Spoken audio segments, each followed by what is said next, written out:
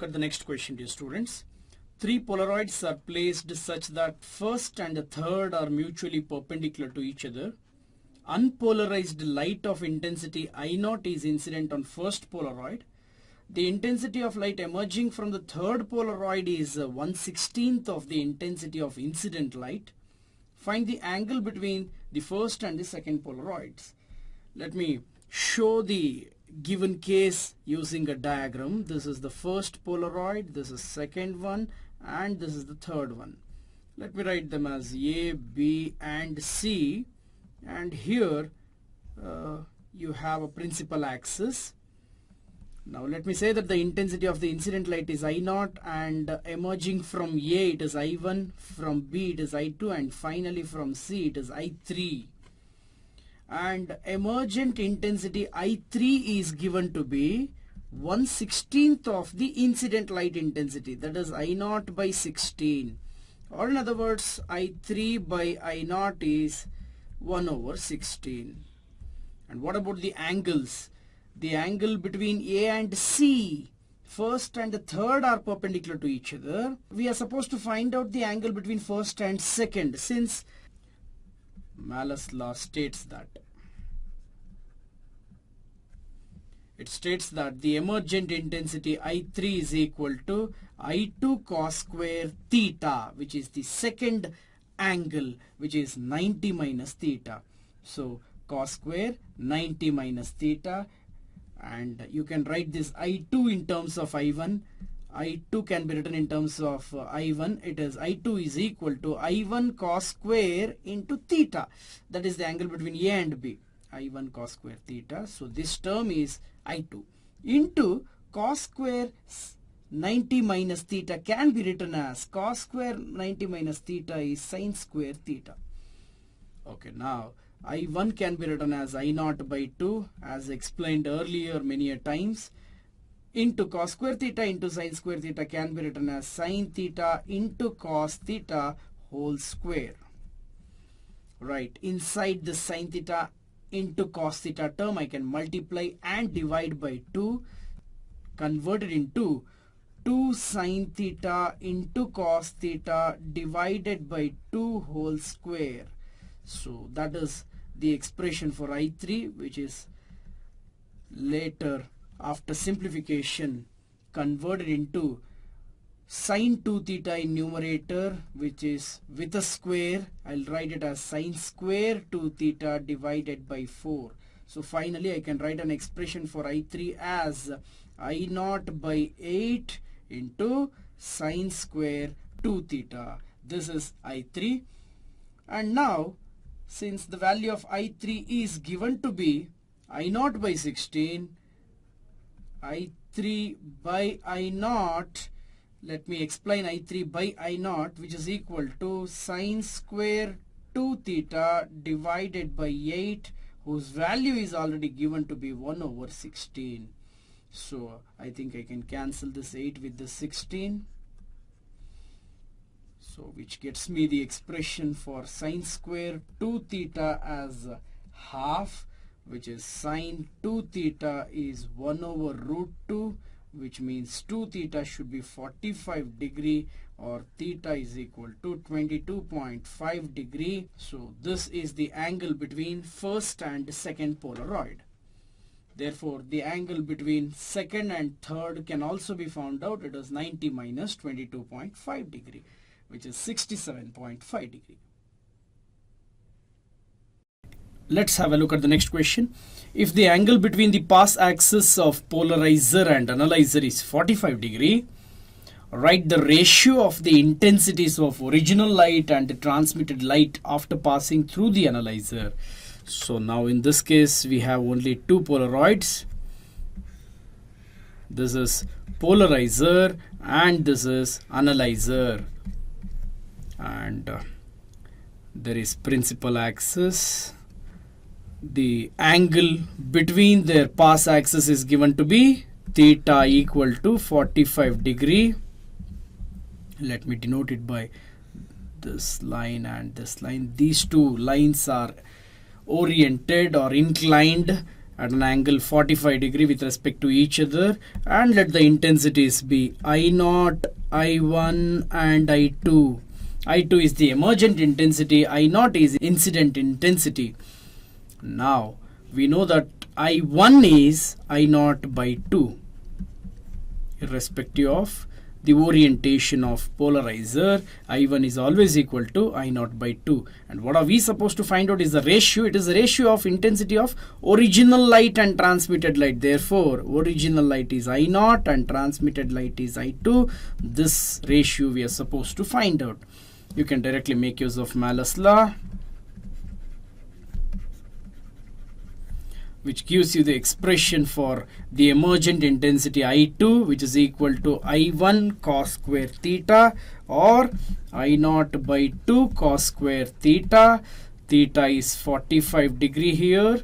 So this is I2, and you can find out what is I2 by I0 from this.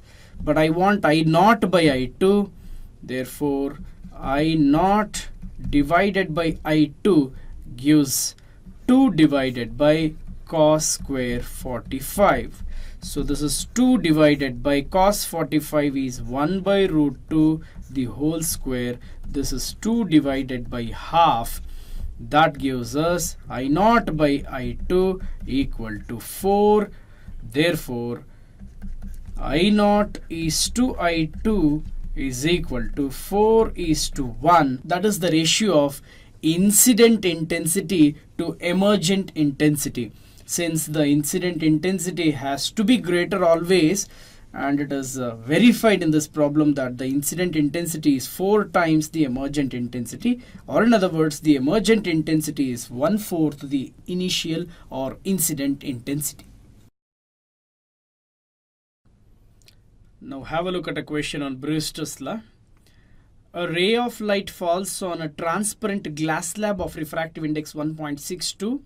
If the reflected and refracted rays are mutually perpendicular, what is the angle of refraction?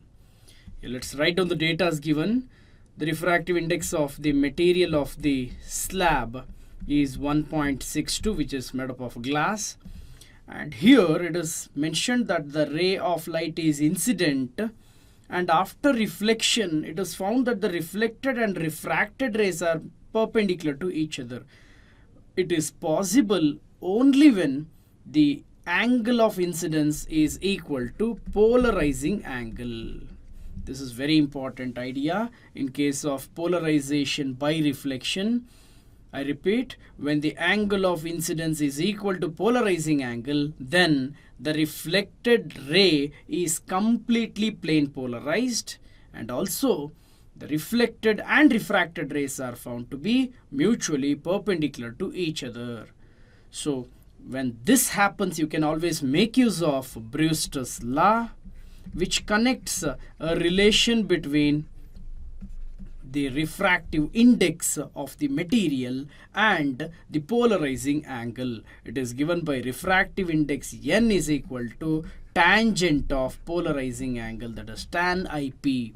When the refractive index is known, you can calculate polarizing angle, and when polarizing angle IP is known, you can calculate refractive index. Here refractive index is given, and you can calculate polarizing angle using IP is equal to tan inverse of n. This is tan inverse of 1.62, and using Clark's table you can come to a conclusion that IP is equal to 58.3 degree. So this is the angle of incidence, otherwise this is polarizing angle for the medium. So what are we supposed to find out in the problem is what is angle of refraction, or angle of refraction. And it is from the basics, this point is clear that when the angle of incidence is equal to polarizing angle, then reflected and refracted rays are perpendicular to each other. Reflected ray is perpendicular to refracted ray, which means there is a relation between IP and R, that is angle of incidence and angle of refraction, and that relation is the sum of those two angles IP plus R should be equal to 90 degree. when you know the value of IP, you can calculate the value of R, that is 90 minus IP. So R is equal to 90 minus 58.3 degree. So R should be equal to 31.7 degree. That is the required answer for angle of refraction. Here goes the next question, dear students. Critical angle for a certain wavelength of light in glass is 40 degree. Calculate the polarizing angle and angle of refraction in glass corresponding to it. The data says that the critical angle, that is represented by IC, is equal to 40 degree. And using this, we are supposed to find out polarizing angle IP and also the angle of refraction. The idea says that there is always a relation between critical angle and refractive index. So using critical angle you can calculate N, that is the refractive index of the medium, and using Brewster's law, when you know the refractive index, you can calculate polarizing angle, and when you know polarizing angle, you can calculate the angle of refraction. So this is the method. Let me first of all take the relation between refractive index and critical angle. It is given by N is equal to 1 over sine IC, where IC is critical angle and N is the refractive index. IC is given to be 40 degree, therefore this is 1 over sine 40. So this is 1 over sine 40 is 0.6427, the reciprocal of which will give you the refractive index to be 1.55. If that is the refractive index of the medium, then you can go for Brewster's law to find out the angle of incidence, which is nothing but the angle of, that is the polarizing angle or Brewster's angle. So Brewster's law states that N is equal to tan IP or tangent of IP. So you can find out IP from this polarizing angle, which is tan inverse of N, tan inverse of the refractive index 1.55. So tan inverse of 1.55 is 57.26 degree. This is the polarizing angle. And now let's calculate the angle of refraction using a relation between IP and R. How are they related? IP plus R is equal to 90 degree. So R is equal to 90 minus IP. Therefore, this is 90 minus 57.26. So R is equal to 32.74 degree.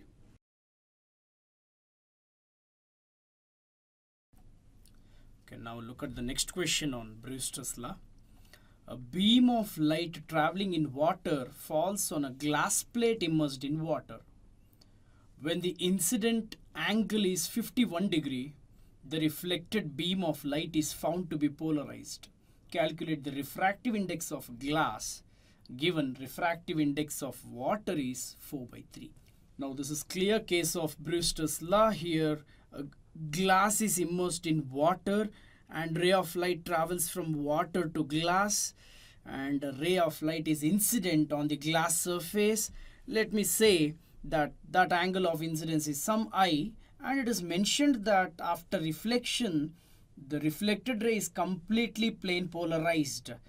This is possible only when the angle of incidence I is equal to the polarizing angle IP. And that angle of incidence is given to be 51 degrees. So you should first understand that the 51 degree is nothing but the angle of incidence, which has to be the polarizing angle, since the reflected ray is found to be plane polarized completely. Or this also means that when the angle of incidence is 51 degree, it can also be found that the reflected and refracted rays are perpendicular to each other. Both these results will give you the same meaning, that is the angle of incidence should be equal to polarizing angle.